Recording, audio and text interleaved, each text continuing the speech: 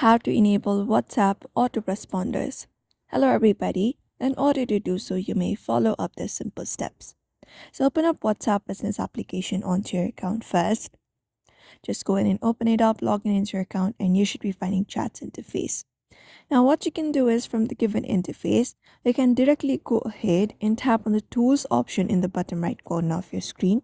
Just go ahead and tap on it.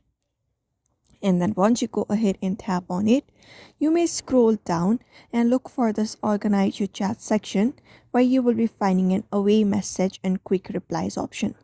Now you can go ahead and select the option called away message first. After that, you just need to go ahead and turn on this toggle option. And once you do, you can write in customize a message. For example, we have this message, this one right here. You can just go ahead and type in right here. And once that is done, click on OK.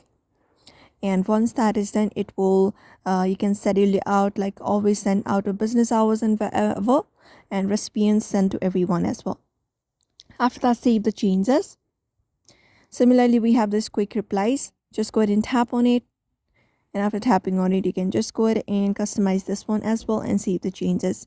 And whenever anyone tries to contact you in your WhatsApp, they will instantly get replies.